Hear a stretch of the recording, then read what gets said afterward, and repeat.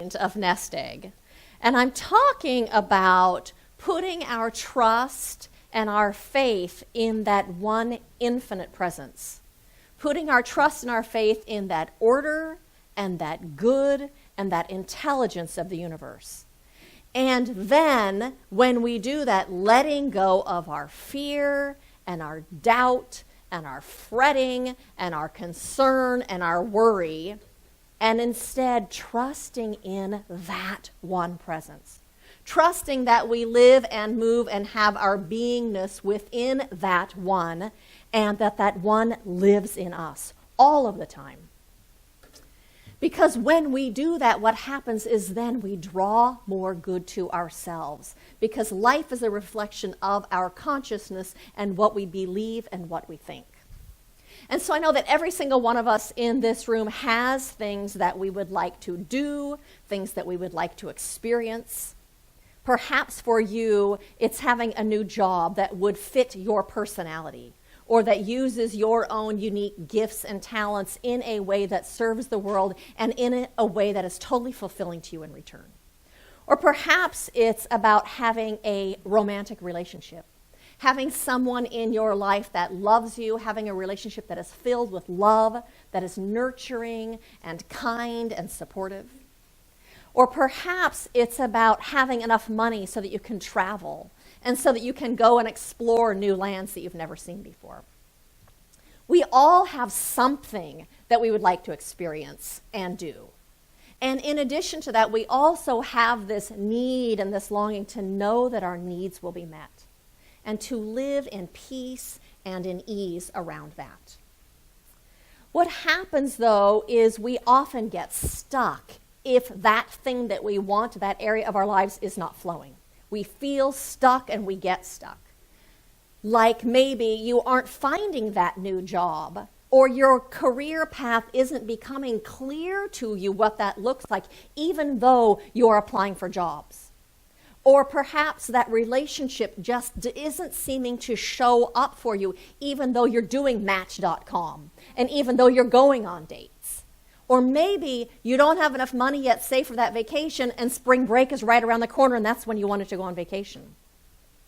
What happens then when that thing isn't showing up quickly enough for us is we start fretting, and we start worrying, and we start thinking, maybe this is never going to happen. And then we think, maybe I just need to try harder. Maybe I just need to figure this out. And we become more anxious, and we become more stressed out.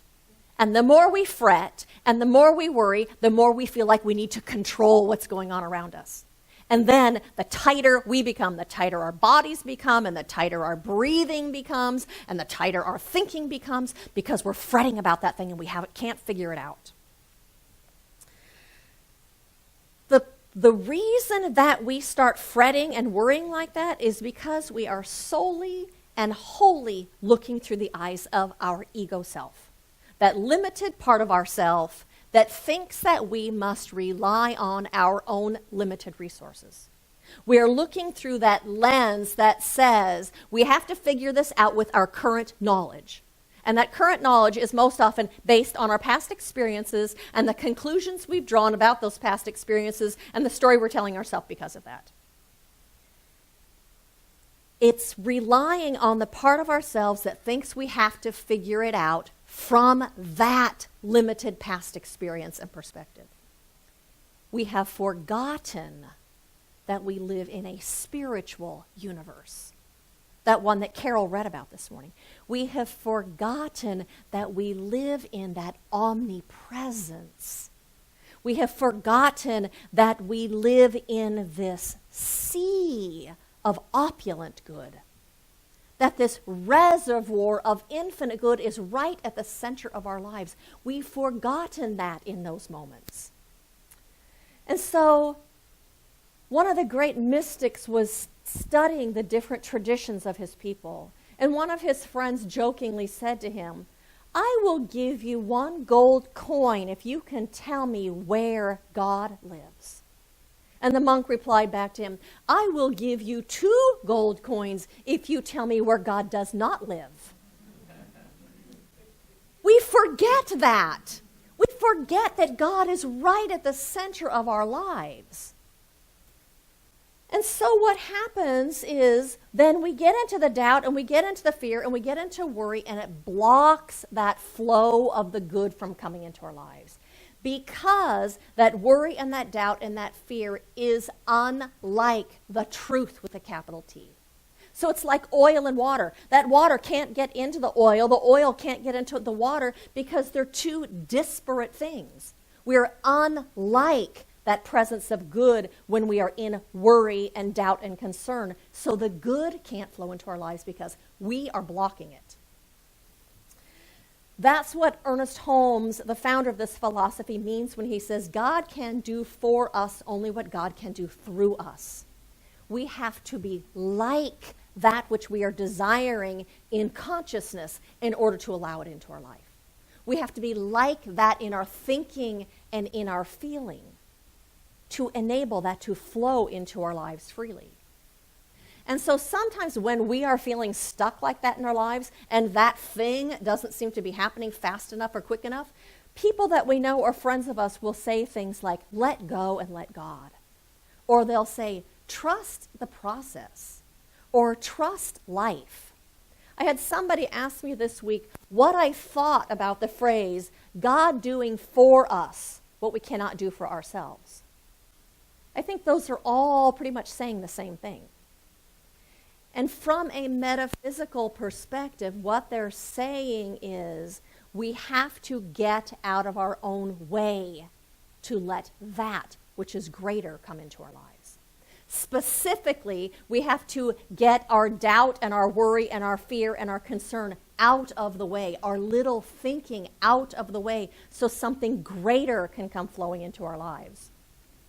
So that one creative principle, that one infinite intelligence of the universe can bring our good to us by means that we don't even have to figure out, so that can unfold in our lives. And so I'm not sure what the person meant that said that to her, God doing for us what we can't do for ourselves, but that's how I interpret it from a metaphysical perspective. How I do not interpret it is that there is some big guy in the sky that's going to fix things for us. Because there is no big guy in the sky. There is just this infinite presence and power that we live in that is a presence and power of opulence and of good and of intelligence and of order and of harmony that we live in and that lives in us. And so when we remember that, we trust in that intelligence. We trust that it is capable, that intelligence is capable of bringing that thing into our lives, even if we don't know how. Even if we don't have the solution. We trust and let go into that can orchestrate things in our life. That intelligence and that power can bring it into our lives. Do you know what a cowbird is? Cowbirds are these medium-sized brown birds that eat insects. And so what they do, because they are insect eaters, is they follow herds of cows, because the cows stir up the bugs as they go along the ground, and they get all these bugs to eat. Well, what cowbirds do, because they follow those herds to eat all those insects, is they lay their eggs in some other bird's nest. And so what they do is they sit and watch and wait for a bird to lay its eggs. And then when it leaves the nest, they swoop in and lay their egg. And then they leave. They wait. They watch. They make sure that it's not going to be rejected. And then they go on with the herd. Isn't that amazing? And you know what's even more amazing? Those babies do the same thing when they become adults. How do you think that happens? Do you think they remember being laid in that nest, therefore I'm going to do the same thing when I get older? Do you think they read about how to do it? Do you think one of their friends told them how to do it? Do you think they figured it out in their brain? How am I going to do this and follow this herd of cows still? Do you think they fretted and they worried about how this is going to happen? There is an intelligence that is supporting them in their thriving. They don't have to figure it out. That intelligence that supports them in their thriving is innate to their beingness. It's innate to their lives. It's innate to who they are as cowbirds. It's built in. That's what I call the activity of God. That's what I call infinite intelligence. That's what Ernest Holmes is talking about when he says mind, the science of mind. We live in this mind. That's the consciousness that we live in. And so in the Science of Mind textbook, Ernest Holmes speaks to this. He says, the mystics have taught us that there is but one ultimate reality. Capital ultimate, capital reality. There is but one ultimate reality. And this ultimate reality is here now. If we could but see it. The great mystics have been illumined. They have seen through the veil of matter and perceived the spiritual universe. They have taught that the kingdom of God is now present and needs but to be realized. We already live in the kingdom. It is right here, but it's only here as we realize it, as we know that it is present, as we recognize it, as we turn to it, as we trust in it. That is how it is made real. Then we draw the good to us, because that's our new consciousness. And so we are called to realize or to make real the fact that we live and move and have our beingness in this field of infinite good, in this sea of opulence. We're being called to know and to remember and to make real that presence guides our footsteps and leads us into paths of opulence and into thriving and into living our best lives, just like those cowbirds, that our needs are met. But it happens when we know it. It requires us. That's the God doing for us what God can do through us. We have to get our thinking in alignment with that. So we are called to know that that infinite intelligence that permeates all things is filling our lives. We are being called to know that that is the very ground of beingness itself, and that is the ground of our being. That is the core of our lives. That is who we are, what we are, and the very nature of our life. We are being called to know that that is the center of all things and the center of our life. That intelligence that orchestrates the planets and keeps them in their orbits, that intelligence that acts as migratory impulse within animals, that intelligence that tells a tomato seed how to grow into a tomato plant, the intelligence that makes the food you ate this morning turn into bone and muscle and tissue and hair and fingernails. Do you know how to do that? You don't have to know how to do that. We just trust that our breakfast is going to turn into that. You don't have to know all the details of the how. You just trust. The trusting makes it so. So allowing God to do for us then means trusting. It means having faith. It means living from that knowingness inside of us, leaning in and trusting that infinite intelligence to unfold as the orchestration of things coming into place for our thriving and for our good. It means trusting that that infinite intelligence will bring about our desired good.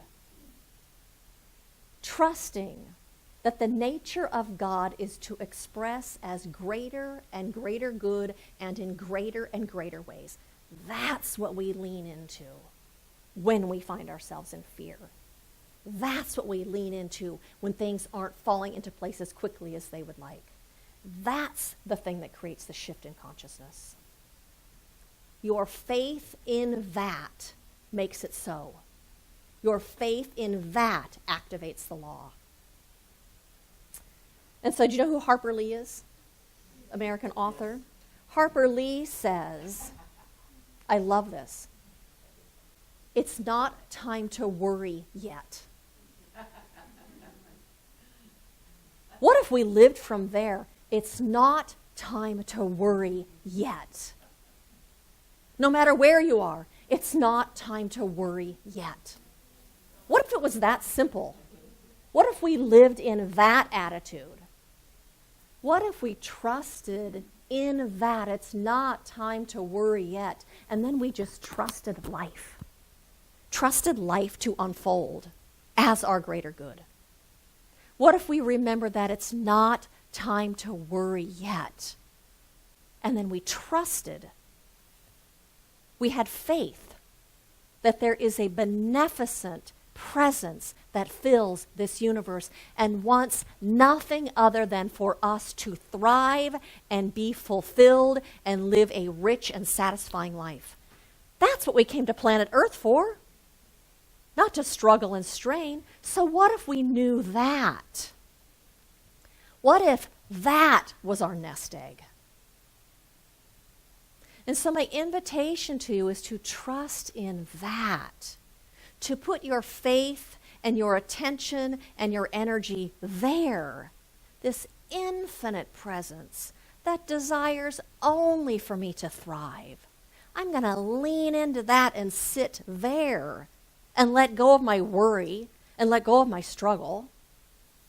And then trust in that, and then listen to your inner guidance. Listen to your intuition.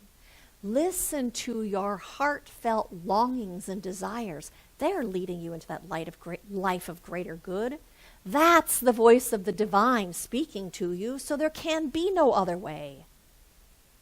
Affirm to yourself that that infinite intelligence of the universe thinks my thoughts and guides my footsteps and leads me into my greatest fulfillment. I invite you to repeat that after me. The intelligence of the universe thinks my thoughts. The intelligence of the universe thinks my thoughts. Guides my footsteps. And leads me into my greatest fulfillment. And how about this one? God is for me, therefore nothing can be against me. God is for me, therefore nothing can be against me. And how about life is for me, therefore nothing can be against me. Life is for me, therefore nothing can be against me. And how about this one? Everything is now working on my behalf. Everything is now working on my behalf. Use your affirmations. Read some inspiring thing that's written by someone who has a great realization of the presence of God. You've only forgotten. You know it. You just have to remind yourself that you know it. Your ego doesn't know it. Your spirit knows it because it is it. You just have to get back in alignment with the part of yourself that remembers. Ernest Holmes says, for every fear we must find a faith. We must substitute uncertainty for certainty. We just have to get our thinking there. And so today we remember that we are never separate or apart from that infinite life, from that infinite intelligence, from that sea of good. We're never separate from it. We remember that that one presence and intelligence and love is active in our life, always, as our life. We remember that it is God's good pleasure to give us the kingdom. That's simply the nature of God unfolding itself. We remember that that's God's nature, and we trust in life, and we trust in the good, and we build that nest egg. And so blessings to you as you walk this path of remembering and of stepping into your greatest life and of bringing that divine presence forward through your thinking and through your heart and through your actions and through your hands, and for being a blessing in this world and for being a blessing in your own life. Blessings to all of you.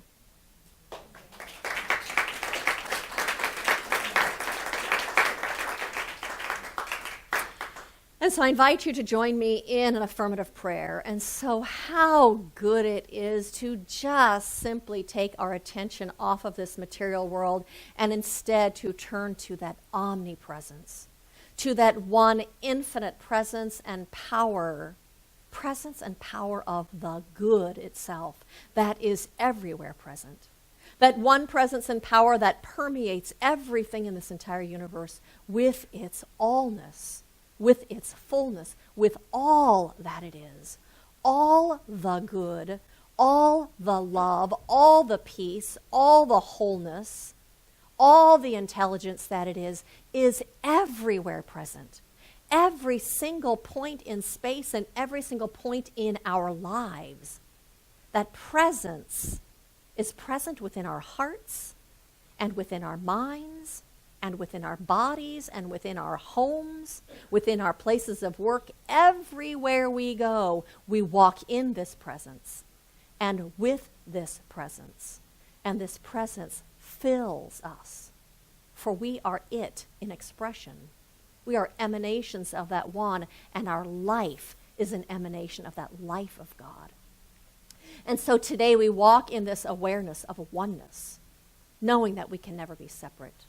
And in this awareness and in this knowingness, that one comes flooding into our lives in a way that is so tremendous, that is so magnificent, that fills our life with blessings beyond measure. Because here we are clear conduits. Here in our thinking, in our openness, in our recognition of our oneness with it, we are like that. And like attracts like. And so today, blessings abound in our lives. Blessings of perfect opportunities and of perfect work and of perfect, harmonious, and beautiful, loving relationships. As opportunities for creative expression and opportunities for discovering this magnificent planet that we live on.